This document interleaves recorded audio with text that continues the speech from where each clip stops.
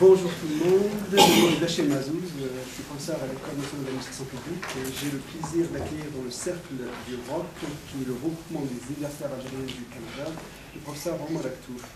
Aktouf est professeur titulaire à l'école de lycée, une vingtaine de livres, une cinquantaine d'articles scientifiques, une prise de position ferme quant au rôle des pouvoirs publics, des entreprises, dans le développement social. Et bien évidemment, Omar est à la fois professeur de renommée internationale, mais aussi consultant aussi auprès de plusieurs États, du Nord comme du Sud, et qui fait aussi collectivement notre fierté, c'est-à-dire d'avoir une intelligence collective, une intelligence individuelle qui participe au développement de la connaissance à l'échelle mondiale en matière d'économie, mais aussi en matière de socio-économie. C'est comme ça, c'est ma lecture en tous les cas, de la contribution de Omar Aktouf. Mais elle est aussi philosophique, dans la mesure où Omar Aktouf nous invite à une interrogation profonde sur les systèmes de gouvernance.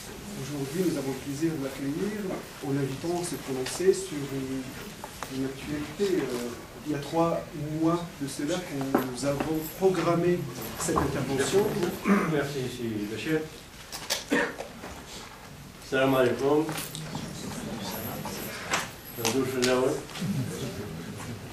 Bonjour, buenas tardes. Merci d'être si nombreux, vraiment, samedi comme ça, venir aussi nombreux.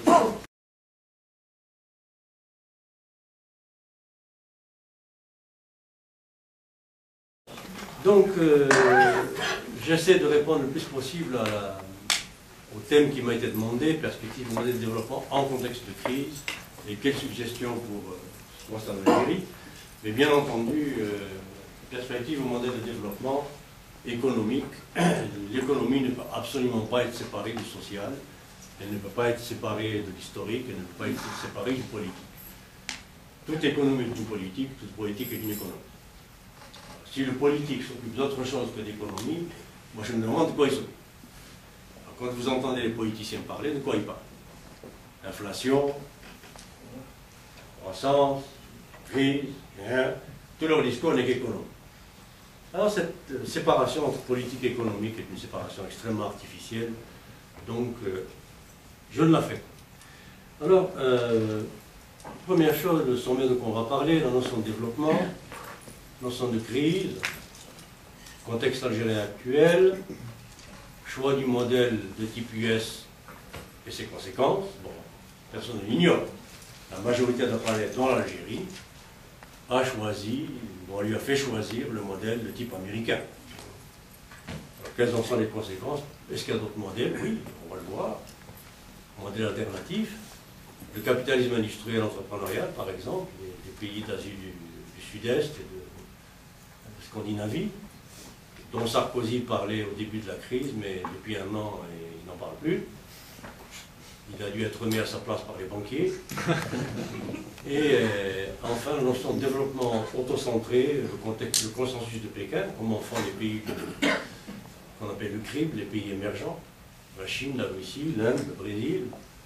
Évidemment, tout ça en capsule, et puis quelques suggestions pour l'Algérie. Alors, un petit préambule. Il n'y a pas de situation dramatique récurrente en Algérie pour cause économique, avant tout, bien entendu. On a recensé plus de 10 000 émeutes et échauffourées, etc. en 2010.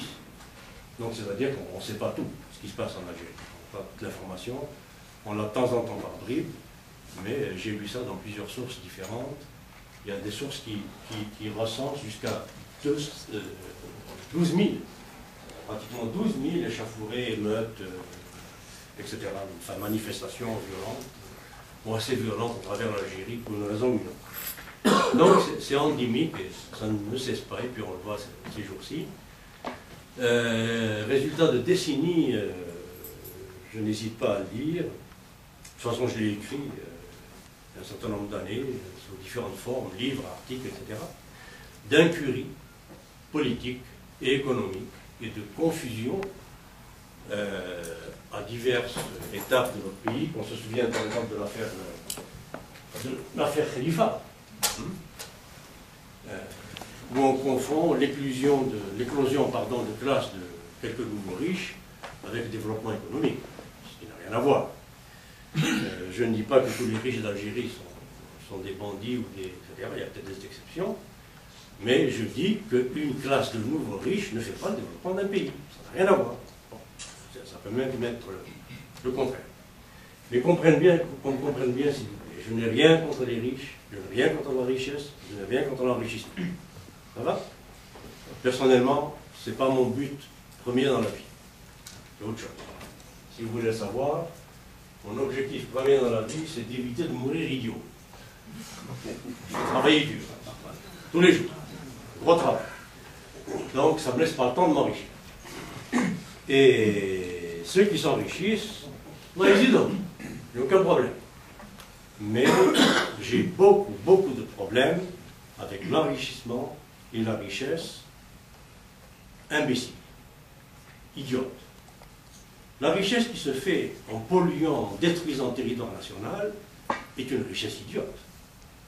La richesse qui se fait en fabriquant des chômeurs et des pauvres est une richesse idiote. Parce que ces riches-là coupent sous leurs pieds les débouchés pour leurs propres produits. Plus ces riches fabriquent des pauvres et des chômeurs pour s'enrichir, moins ils auront de débouchés pour leurs propres produits et services. Donc c'est idiot.